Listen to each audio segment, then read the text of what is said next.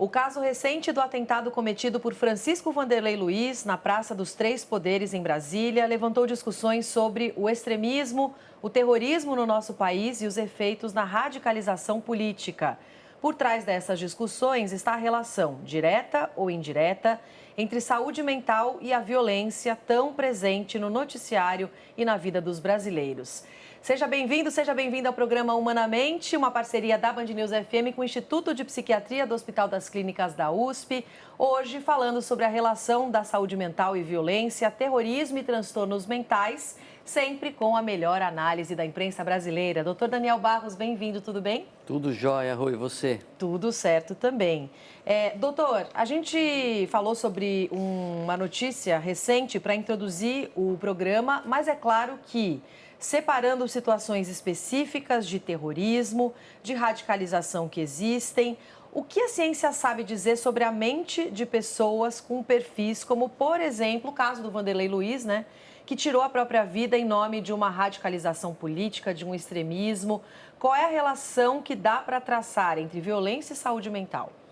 A primeira coisa, quando a gente fala desse tema, Rui, é lembrar que a maioria dos pacientes psiquiátricos não tem nenhuma relação com violência. Isso é sempre muito importante, porque a gente tem esse preconceito, né? Quando a gente ouve falar de uma notícia sobre pediatria, normalmente é um tratamento que foi descoberto, ou às vezes algum remédio que você precisa prestar atenção. Quando a gente ouve falar sobre oncologia, nossa, são os avanços da oncologia. Só que quando a psiquiatria vai para o noticiário, normalmente o gancho, né, a notícia é algum ato fora do comum, algum ato estranho, algum ato bizarro. Então, as pessoas só ouvem falar de psiquiatria ou de pacientes psiquiátricos quando acontece alguma violência.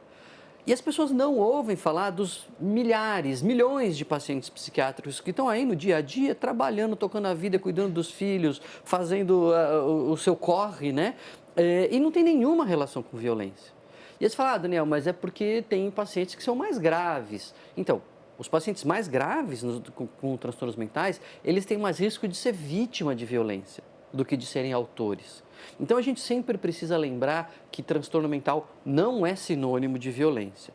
Claro, existem alguns casos específicos, dependendo do tipo de delírio que a pessoa está passando, dependendo do contexto. Aí não é só o transtorno mental, mas o contexto em que ela está inserida, como, por exemplo, de radicalização, de extremismo, seja para um lado, seja para o outro, seja para o que quer que seja. Isso pode influenciar, mas aí é um conjunto, né? Não dá para dizer o transtorno mental levou à violência. Aliás, esse é um outro reparo que a gente sempre tem que fazer. O comportamento humano ele é tão complexo que é difícil você dizer qual foi a causa daquele comportamento. Seja o que for, seja o suicídio, seja o homicídio, seja a compra de uma casa, seja, né, um pedido de uma sobremesa, sempre tem muitos fatores por trás das nossas decisões. Então, a gente nunca deve reduzir uma notícia a uma explicação. Isto é por causa disso. Sempre é um conjunto de fatores, né, um encadeamento de eventos que leva a um resultado. E existe muito estigma, né, doutor, em relação às doenças mentais, justamente pensando na violência. Há alguns casos específicos de violência relacionadas a algumas doenças mentais. Queria que você falasse um pouquinho em relação a isso. No segundo bloco, a gente volta na questão das vítimas, né, do doente mental, mas como vítima de violência e não o autor. Mas quais são as doenças mentais que sim podem estar relacionadas a casos de violência, doutor? Quando a gente leva em conta esse preconceito, esse estigma, a gente precisa entender quais são as consequências disso. Não é só a pessoa não conseguir emprego, não é só a pessoa ser mal vista no condomínio. Muitas vezes é a pessoa e a família não assumir o diagnóstico e não procurar tratamento. E aí a gente entra num círculo vicioso, porque a pessoa tem um transtorno que pode se agravar. Vamos pegar o caso dos transtornos psicóticos, que a pessoa perde o contato com a realidade. A psicose pode acontecer desde o transtorno bipolar até a esquizofrenia, uso de drogas. É um sintoma de perda de contato com a realidade. Se a pessoa por preconceito, por estigma, resistência da família, não procura tratamento, isso pode se agravar. Aí a pessoa pode perder mais o contato com a realidade. E aí, perdendo mais o contato com a realidade, se eventualmente ela está ouvindo uma voz dizendo que ela está sendo ameaçada, ela pode querer se defender.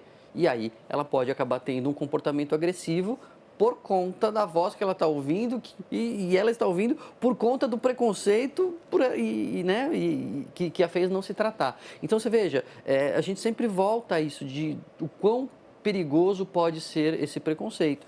O uso de drogas, o uso de substâncias é um outro exemplo, né? As drogas, elas têm um envolvimento com a violência que é de várias camadas. Por quê?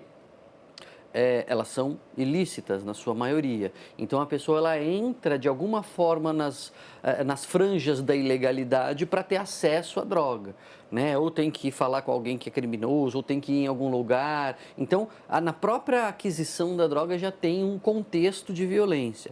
Além disso, muitas vezes as drogas interferem com o controle dos impulsos.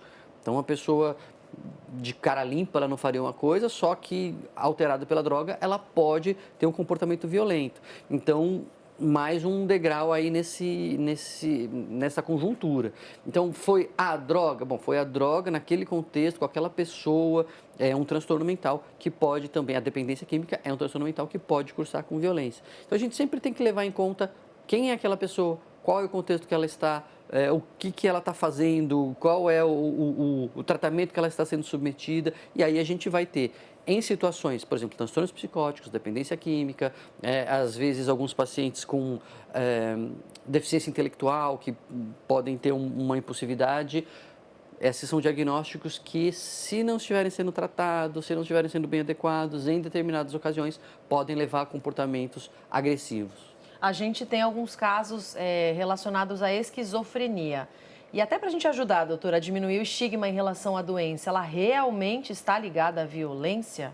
Não. A esquizofrenia, ela pode ter sintomas psicóticos e esses sintomas psicóticos podem, quando não tratados, quando agudizados, né, quando inseridos num contexto mais hostil, podem levar a um comportamento agressivo. Imagine que você está convicta de que eu sou um inimigo e de que eu sou um demônio ou que eu sou um ET ou que eu não sou eu.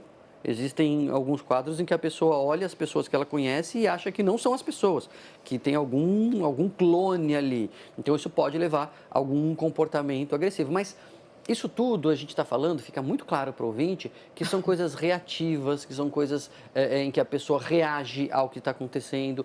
É muito difícil a gente ver um paciente em crise fazer um ato de violência muito coordenado, muito preparado. Pode acontecer, mas é mais raro, algo muito planejado, sabe? Assim, o grosso da violência no nosso país é violência urbana, é assalto, é tráfico, é briga de gangue, né? Enfim, coisas ligadas aí à criminalidade mesmo. E isso tem absolutamente nada a ver nem com esquizofrenia, nem com qualquer outro transtorno mental. É importante a gente separar, doutor, o que a gente está falando sobre uma sociedade que perdeu a capacidade de diálogo, de conversa, que tem opiniões muito extremas, do que é realmente uma doença mental. Perfeito. Quando não tratada, pode ter sintomas ou poderia incitar alguns casos específicos de violência.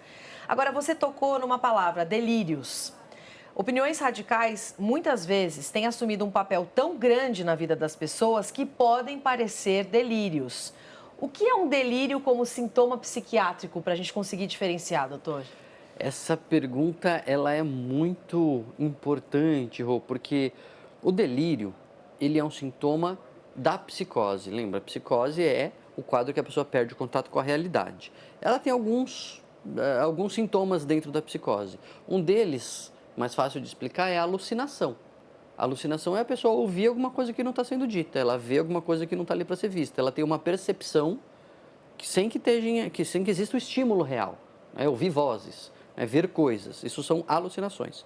O delírio, que é uma outra característica da psicose, é a pessoa ter uma ideia fixa ela é convicta e isso é inexplicável, assim, ela não consegue fazer um encadeamento lógico para explicar como que ela tem certeza daquilo, mas ela simplesmente sabe, ela tem uma certeza que é refratária a qualquer argumentação, qualquer apresentação de evidência em contrário, aquilo é uma convicção que não é compartilhada.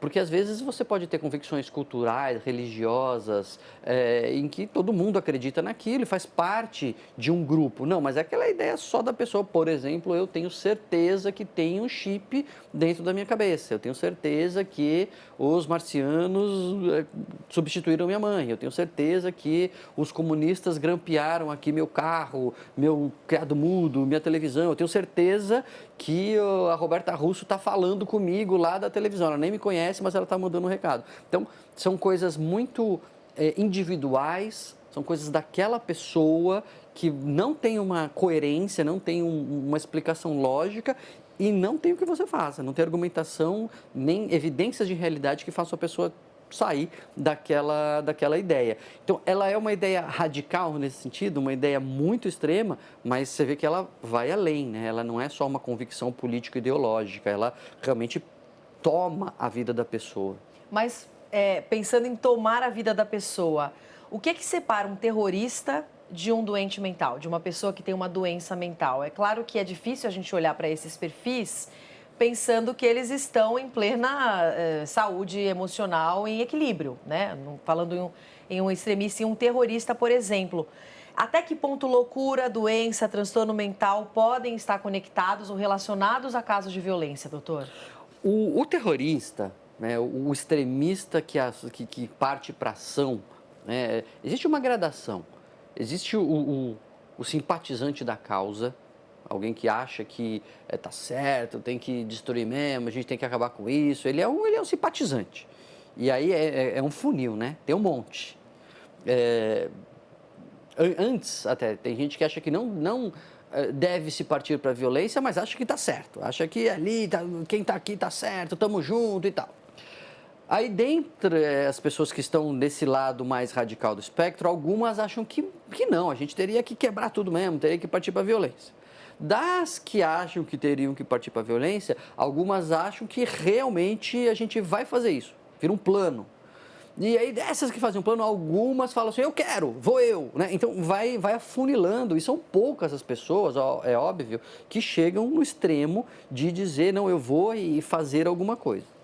É óbvio que não são pessoas, se a gente colocar assim numa estatística, não são pessoas normais. Normal aqui não no sentido de clínico ou patológico, mas no sentido de média. A maioria das pessoas não chega a esse ponto. Então, essas são pessoas fora da média. Significa que elas são doentes? Não. Podem ser, mas o fato de o sujeito se explodir, o fato do sujeito querer se matar por uma causa, não significa que ele é doente. Tem estudos mostrando com tentativas de explosão, tentativas de atentado, em que os terroristas sobreviveram, existe uma porcentagem ali que tem um transtorno mental, dependendo do estudo 30%, um pouco mais, mas 70% não tinha nenhum diagnóstico. Foram pessoas radicalizadas. E essas pessoas são radicalizadas como um projeto. Existe uma intenção de fazer isso. Existe um propósito em radicalizar, em colocar essas mensagens, em martelar, porque vai se afunilando e você vai conseguindo encontrar pessoas que partam para a violência e com o propósito, é óbvio, de intimidar. Ah, mas o que acontece? O que o terrorista ganha quando ele se explode? Ele ganha o medo das pessoas. As pessoas falam assim, puxa, então eu não vou mais defender o que eu defendia. Ah, então eu não vou mais falar nada. Ah, então deixa. Por quê? Porque pode ser perigoso. Esse é o objetivo do terrorismo. Mas veja, toda essa escalada mostra que ali haverá pessoas que são mais radicais. São pessoas que têm mais ideias extremadas. Mas uma ideia extremada, embora às vezes ela até se pareça com um delírio, né? Porque assim, é tanta convicção que, por favor, mas a pessoa não perde completamente o controle. Até acontece, nós temos exemplos até no território nacional, de pessoas mudarem completamente de lado. Elas eram radicais de um lado e de repente elas se tornam radicais de outro lado. Então, né, se for um delírio ele é convicto ali, ele não muda. Ali não, é uma pessoa que tem este perfil de radical e aí ela vai sendo levada conforme os ventos do contexto cultural até. Então, o que você está explicando, doutor, é que o delírio de uma pessoa que não tem uma doença mental, ele é muito mais formado por desinformação, por exemplo, ou por um projeto que é muito bem articulado, né, de notícias falsas, visando construir mesmo mentalidades mais extremas, mentalidades extremistas que a gente vê aí na política de ambos os lados. Essa não é a discussão aqui hoje, mas não tem a ver com a doença mental, esse delírio. Não dá para dizer que o delírio das pessoas não doentes. O delírio é uma doença. Então, a pessoa, quando ela tem o delírio, ela está psicótica. Então, assim, o radicalismo, né, o extremismo das pessoas que não são doentes é isso, é um projeto. Né? Só que tem para confundir mais, para confundir não é fácil de entender, mas para piorar, a gente tem casos que talvez seja, não tenho muitos detalhes, mas talvez seja do rapaz lá do STF, né, que acabou morrendo. Talvez seja uma pessoa que tem uma propensão já para o adoecimento e que teve esse adoecimento no contexto do radicalismo. Aí é o pior dos mundos, porque não é só o sujeito que vai comprando a bandeira e vai se tornando radical e tal. É uma pessoa doente. Eu não estou dizendo que ele é, mas parece que seja, né? Mas que adoeceu nesse contexto. E aí o contexto da pessoa interfere com o sintoma que ela vai ter. Se a pessoa tem um surto psicótico e ela nunca ouviu falar de eletricidade, de chip, ela não vai achar que tem um chip na cabeça dela. Ela acha que tem um chip porque ela ouve falar de chip, porque ela ouve falar de eletromagnetismo, às vezes tem uns delírios assim, né? As ondas do rádio estão me manipulando.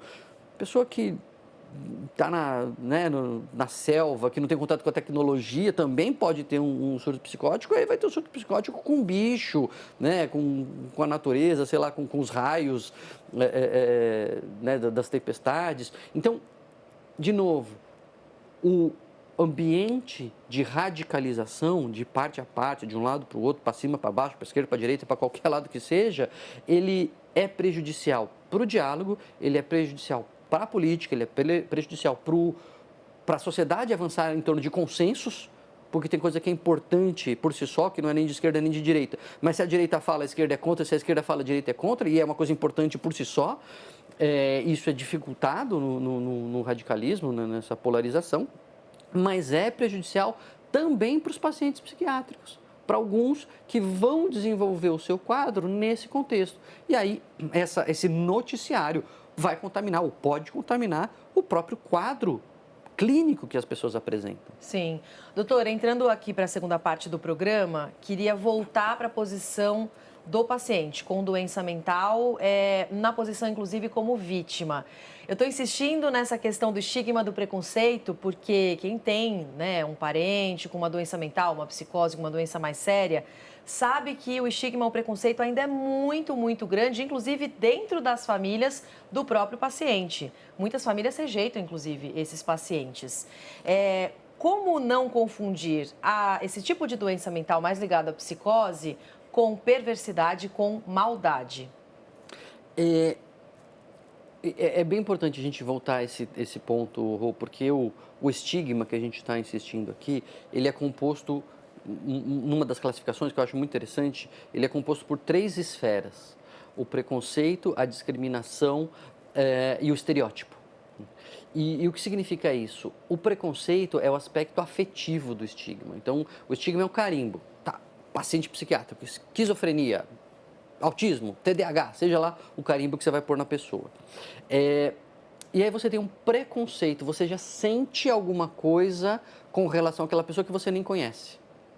E aí você evita, e aí você não quer se aproximar, e aí você não quer que seus filhos brinquem juntos, tem o preconceito. O estereótipo é a dimensão cognitiva, de ideias. Você tem opiniões sobre aquela pessoa que você nem conhece. Você acha que ela é perigosa, você acha que ela é incompetente, você acha que ela é sei lá o quê, e você nem conhece a pessoa, porque você olhou o carimbo e você já tem ideias, não sentimentos, mas ideias. Esse é o estereótipo.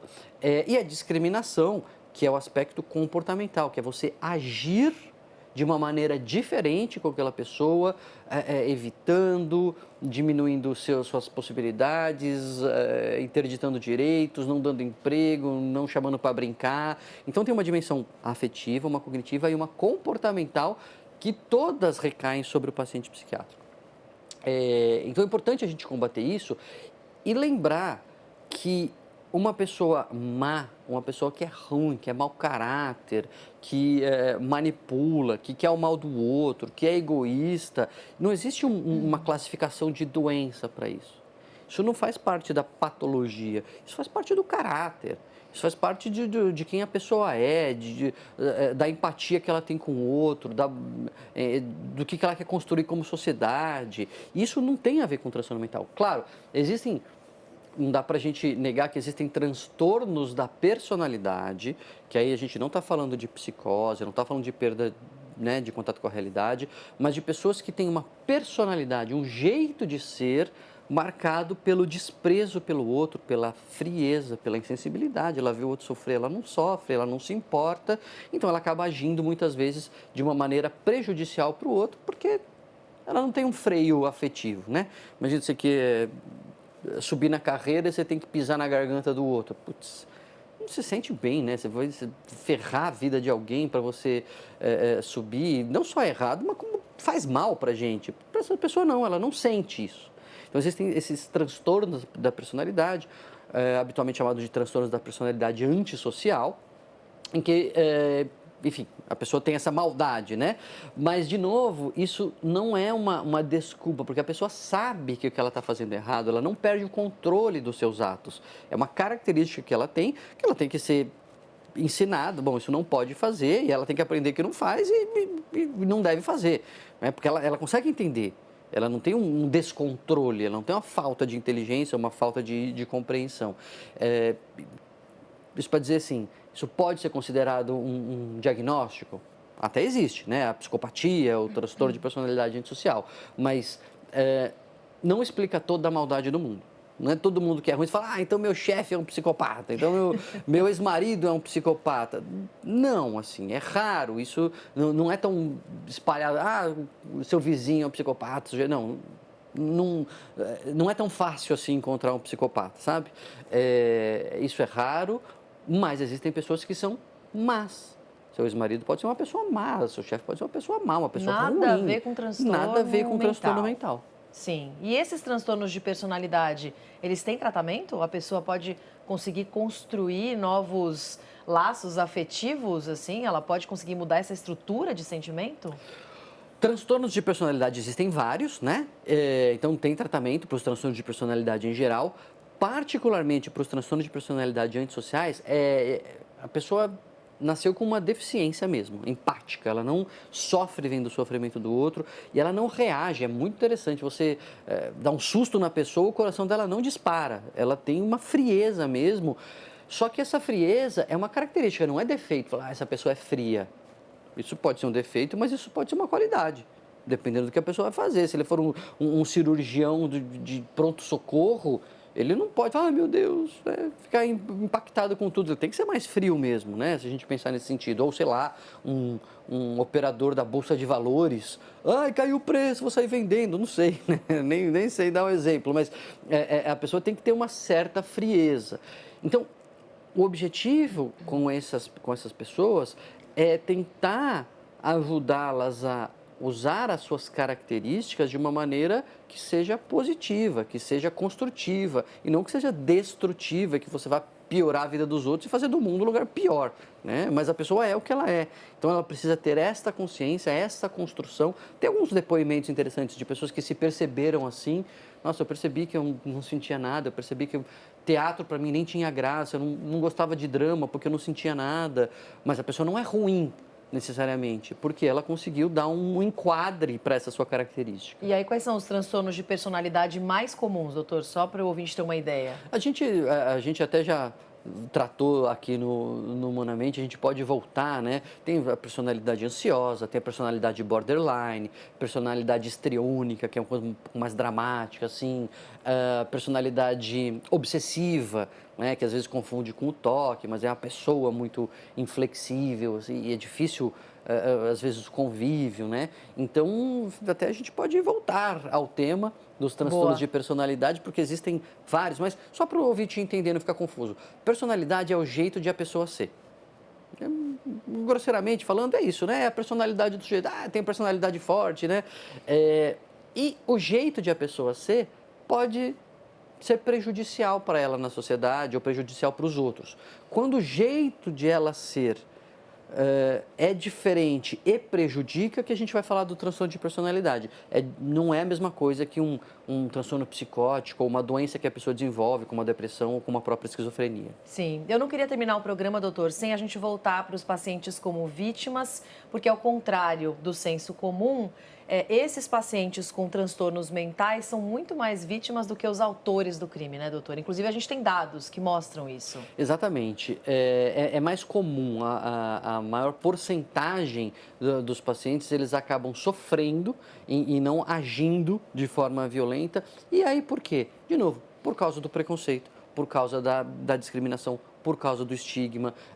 São pessoas que são colocadas de lado, o que já é uma forma de violência. São pessoas que são desqualificadas na sua opinião. Isso é uma coisa terrível, porque, por exemplo, a pessoa tem o transtorno bipolar, dá um exemplo qualquer.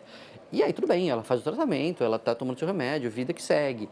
E aí todo mundo, em algum momento, pode ter uma discussão, fica impaciente, briga com a esposa, briga com o esposo, briga com os filhos. É normal. E aí você fala, calma aí, não precisa disso e tal, e segue o jogo.